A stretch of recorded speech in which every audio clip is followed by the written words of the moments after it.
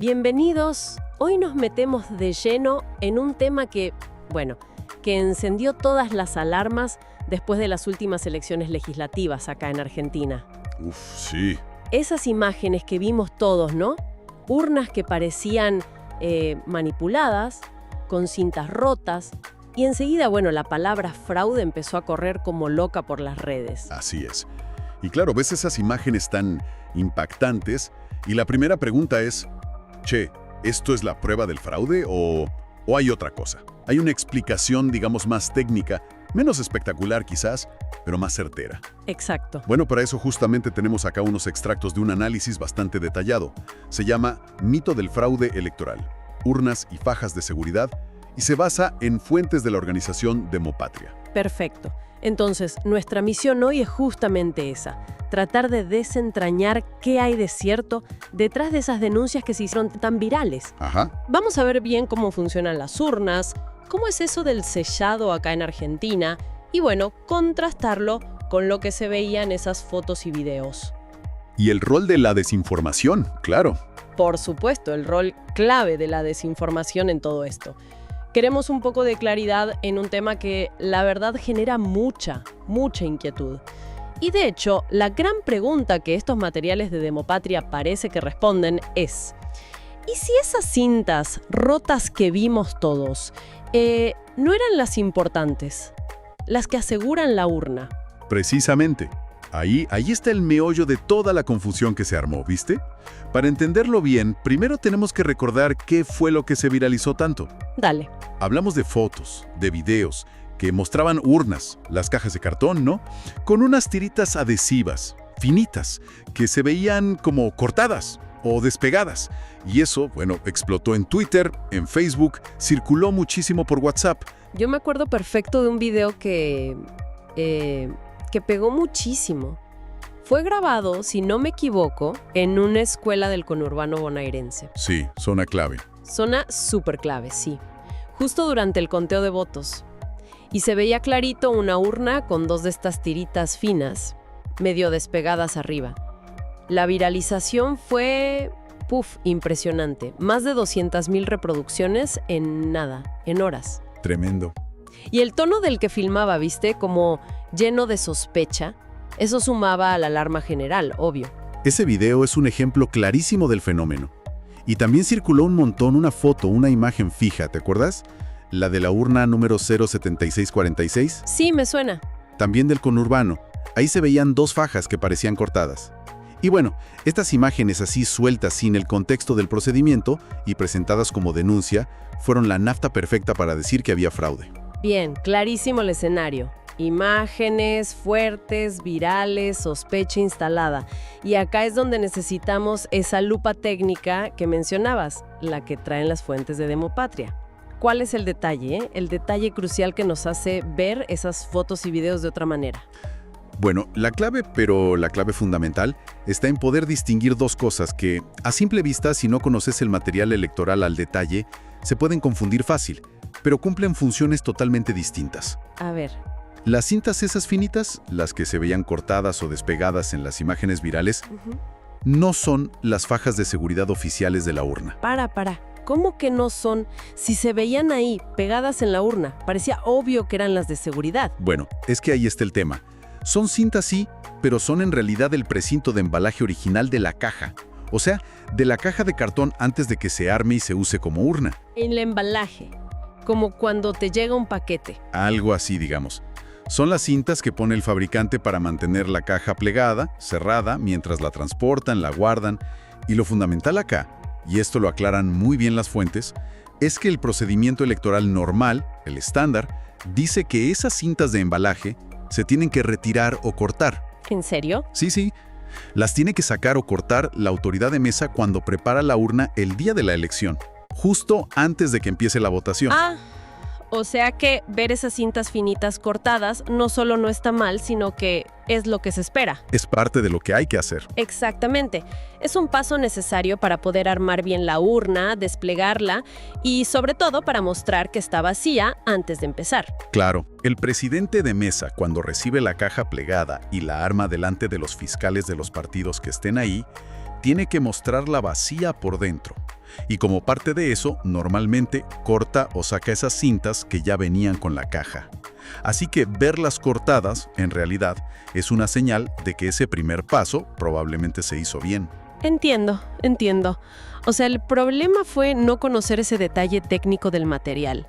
Ahora, si esas cintas finitas no son las de seguridad, ¿cuál es la que sí vale? ¿Cómo es la faja oficial? Se ve distinta. Sí, es muy distinta. Y esa sí cumple la función clave: garantizar que la urna no se pueda abrir una vez que terminó la votación. Es una cinta adhesiva bastante más ancha, ¿viste? Generalmente es blanca. Ajá. Y tiene impresa una numeración única, un número correlativo, que permite seguirla.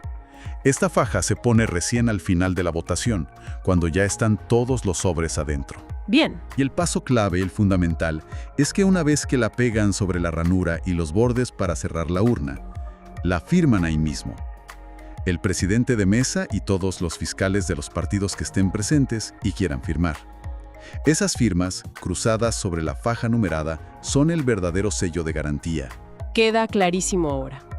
Las imágenes virales mostraban el corte normal, esperado, de unas cintas de embalaje. No una violación de la faja oficial, la ancha, la numerada, la que firman todos. Entonces, según Demopatria, la conclusión es... Terminante. Sí, el análisis de Demopatria es muy contundente en esto. Te cito una parte clave. No hubo apertura de urnas ni violaciones de seguridad en esos casos virales. Solo se trata de una mala interpretación visual del material electoral. Y es súper importante recalcar esto. Ninguno de los videos o fotos virales que circularon tanto, ni los que mencionamos, ni otros parecidos, mostró ninguna prueba de que la faja de seguridad oficial, la ancha, la numerada, la firmada estuviera rota o alterada o que faltara. Nada. Esto, la verdad, que cambia totalmente la película. Y subraya lo importante que es conocer cómo son las cosas, ¿no? Mencionaste antes que el sistema argentino se considera riguroso en sus controles. ¿Podemos repasar un poco esas fases de control para entender mejor por qué se dice que es robusto? Sí, claro. A ver, el sistema argentino, como todos, tiene cosas para mejorar, obvio. Pero tiene muchas instancias donde se controla y se cruza información. Y es uno de los más auditados por los propios partidos políticos en la región. Eso es un dato. Podemos ver el control sobre la urna en 3 momentos clave, digamos. Dale. Primero está la preparación y apertura de la mesa. Antes de que entre a votar la primera persona, el presidente de mesa tiene que mostrar la urna, completamente vacía. Se la muestra a los fiscales de los partidos que estén ahí y a cualquier votante que justo esté esperando. Ajá, que vean que no hay nada raro adentro. Exacto, que está vacía, limpia. Después se cierra, pero todavía sin la faja oficial, ¿eh? Y ahí empieza a recibir los votos. Bien, verificación inicial a la vista de todos. Y el segundo momento clave. El segundo es el cierre de la votación y la clausura de la urna. Cuando termina el horario para votar, se meten los últimos sobres y se cierra definitivamente. Y es ahí, en ese momento preciso, que se pone la faja de seguridad oficial que te contaba. La ancha, la blanca. Esa misma. La ancha, blanca, adhesiva con su número único. Se pega bien sobre la ranura los pliegues de cierre. Y es el momento importante donde el presidente y los fiscales presentes ponen su firma encima de la faja. Ese acto sella la urna físicamente y la ata a las personas que vieron cómo se cerraba. Las firmas cruzadas, como garantía. Entendido. Y el tercer paso, me imagino, es ¿qué pasa después con la urna ya cerrada? El traslado, ¿no? Exactamente. La tercera fase es la custodia y el traslado seguro. Una vez que la urna está fajada y firmada, adentro tiene los votos y también el acta de escrutinio de esa mesa. A partir de ahí, queda bajo custodia oficial. ¿Quién se la lleva? El Correo Argentino, junto con las fuerzas federales de seguridad. Puede ser Gendarmería, Policía Federal, depende de la zona.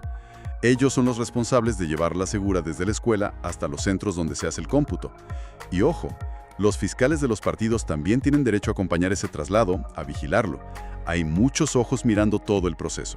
Suena un procedimiento con bastantes capas de seguridad y de supervisión, sí. Ahora, la pregunta obvia es, más allá de lo que dice el papel, el procedimiento, ¿cómo funcionó esto en la práctica en la última elección? ¿Los datos reales confirman que estos controles anduvieron bien? ¿Qué dice Demopatria sobre eso? Es la pregunta central, claro, porque una cosa es la teoría y otra la práctica. Y los datos que presenta Demopatria después de la elección son, en ese sentido, muy interesantes y contrastan mucho con esa idea de fraude masivo que circuló. A ver. Por ejemplo, miraron la integridad física de las urnas cuando llegaron a los centros de cómputo.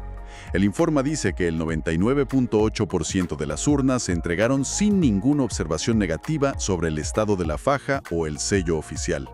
99.8%. Es un porcentaje altísimo de integridad. ¿Y qué pasó con ese 0.2% que queda? ¿Fueron problemas graves? Mira, según el análisis, ese 0.2% fueron cosas clasificadas como irregularidades menores, o formales, digamos. Por ejemplo, Casos donde, por ejemplo, la faja oficial quizás estaba mal pegada, medio arrugada, ¿viste? O donde alguna de las actas que van con la urna no tenía alguna firma.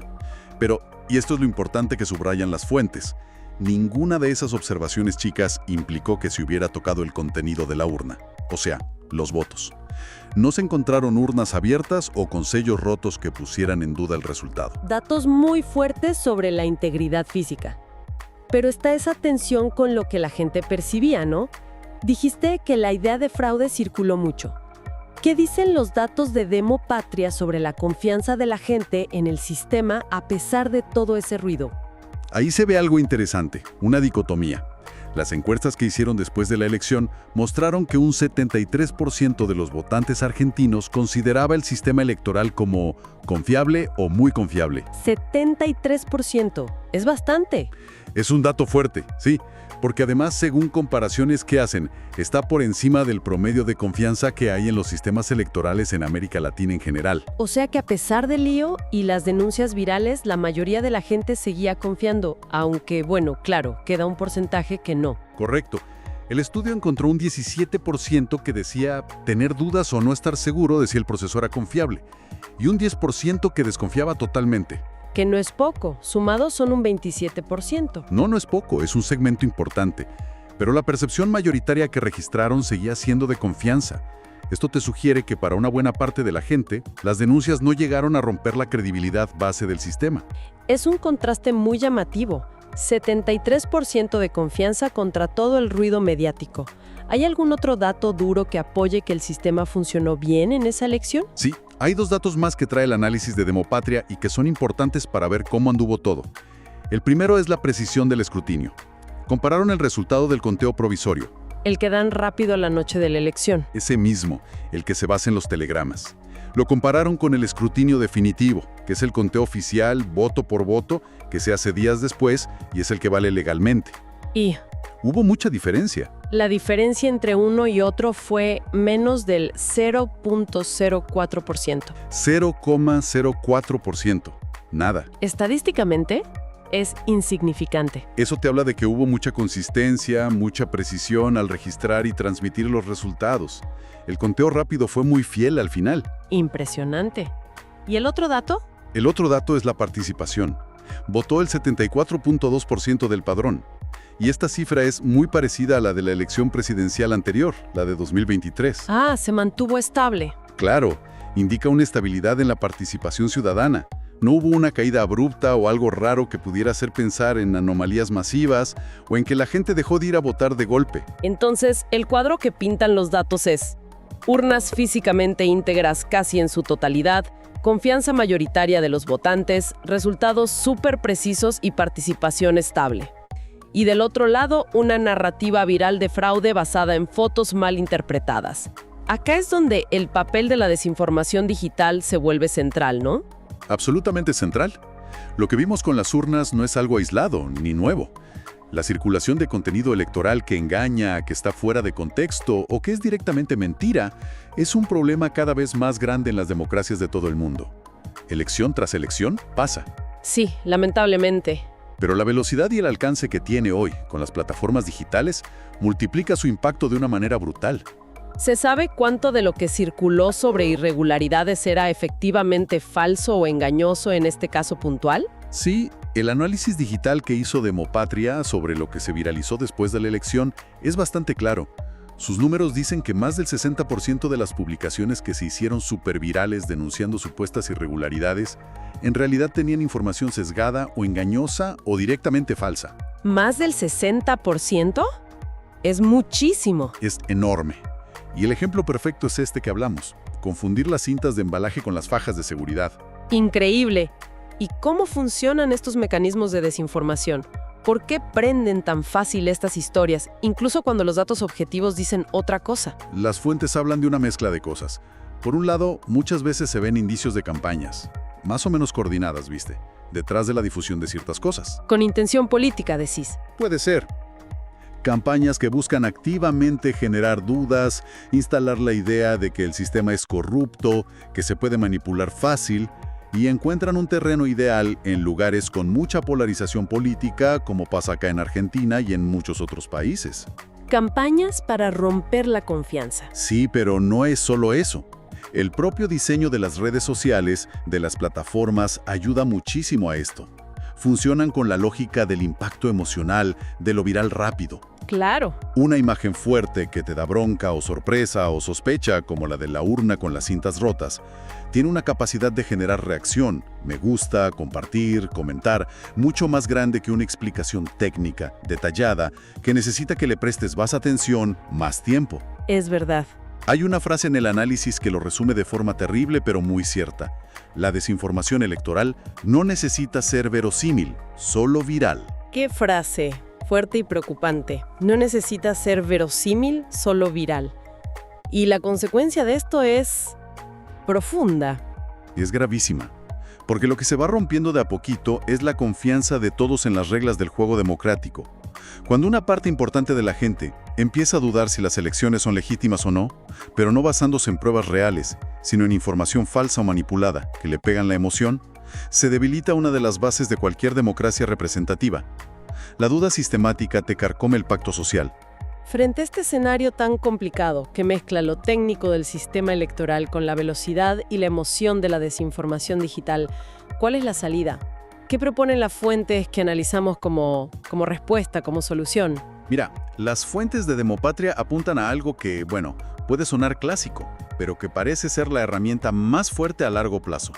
Combinar una buena educación cívica con una comunicación clara, accesible, desde las instituciones, sobre cómo funciona de verdad el proceso electoral. Educar para que la gente entienda y no se coma el verso, digamos, antes de que se haga viral. Justamente.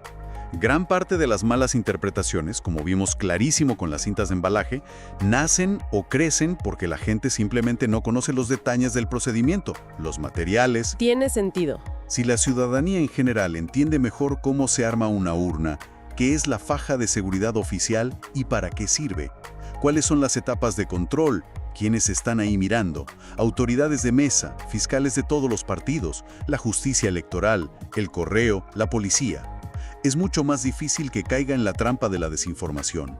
Y, fundamental, es menos probable que la comparta. Saber distinguir una cinta de embalar de una faja numerada y firmada parece una pavada, pero es clave para leer bien lo que ves. Totalmente lógico. Y esto, además, le da otro sentido a la idea de vigilancia ciudadana, ¿no? Que a veces se entiende mal como si fuera una invitación a sospechar de todo porque sí. Exacto. El análisis de Demopatria lo dice muy bien. La verdadera vigilancia ciudadana, la que hace más fuerte a la democracia, no se logra sospechando de todo porque sí, sino comprendiendo cómo opera el sistema electoral y participando activamente en su control. Ajá. Se trata entonces de una vigilancia con información. Crítica sí, pero basada en conocer las reglas, los procedimientos reales. Y esa participación activa puede ser de muchas formas, siendo autoridad de mesa, siendo fiscal de un partido o simplemente informándote bien, buscando fuentes confiables antes de creer o compartir una denuncia. Muy bien. Creo que cubrimos los puntos centrales. ¿Hacemos una recapitulación final de lo más importante que surge de estos materiales de Demopatria? Dale, perfecto. Primero, y quizá lo más fuerte, las imágenes virales de urnas con fajas rotas que armaron tanto lío después de las legislativas de 2025 no mostraban una violación de la seguridad. Claro. Lo que se veía era, en realidad, el procedimiento normal, el esperado. Cortar o sacar las cintas de embalaje originales de la caja, antes de usarla como urna. La faja de seguridad oficial, la ancha, numerada, firmada, que es la que importa después de votar, no apareció rota ni nada en esos videos o fotos virales. Segundo punto clave. A pesar de lo que se dijo sobre fraude, el análisis del sistema electoral argentino en esa elección mostró que se aplicaron controles rigurosos, en varias etapas, desde preparar la mesa, cerrarla con la faja firmada, hasta el traslado con custodia y el conteo supervisado. Tercero, los datos duros, los números, apoyan la integridad del proceso. Un altísimo 99.8% de urnas sin problemas de seguridad. Niveles de confianza de la gente mayoritarios, 73%, y mejores que el promedio regional. Una diferencia casi nula, menos de 0.04% entre el conteo rápido y el definitivo. Y una participación electoral estable, 74.2%.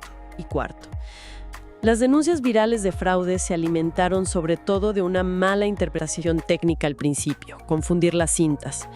Y eso se amplificó masivamente por cómo funciona la desinformación digital, donde lo emocional y lo rápido le ganan muchas veces a la verificación y a la explicación lógica. Exactamente.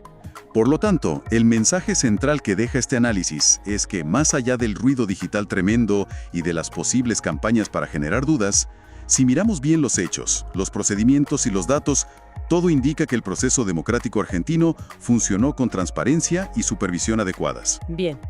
Y la clave para que siga fuerte es que la ciudadanía entienda bien cómo funciona el sistema, para poder así vigilarlo de forma efectiva, con información y no basándose en sospechas sin fundamento o que se hicieron virales nomás. Clarísimo. Y para terminar, como siempre hacemos en estas exploraciones, nos gustaría dejar una pregunta picando, ¿no? Una reflexión que vaya un poquito más allá de lo que hablamos y nos deje pensando. Sí, podríamos plantearlo así. En esta era digital, donde ya sabemos que una imagen fuerte o un video cortito que te pega emocionalmente viaja 1000 veces más rápido y genera una reacción mucho más de la panza, digamos, que una explicación técnica larga o un análisis de datos complejo. ¿Qué estrategias concretas pueden usar las democracias para blindar la confianza en sus elecciones? Buena pregunta. ¿Cómo pueden hacer para que la opinión de la gente se base cada vez más en entender a fondo los hechos, los mecanismos institucionales y no tanto en la simple viralidad de una sospecha, por más atractiva o indignante que suene? Y llevándolo a lo personal, ¿qué responsabilidad tenemos cada uno de nosotros en esa cadena de pasar información? En tomarnos un segundo para checar, para dudar, para buscar el contexto antes de darle a compartir y quizás sin querer convertirnos en un eslabón más de una historia falsa o engañosa. Una reflexión clave para estos tiempos, sin duda.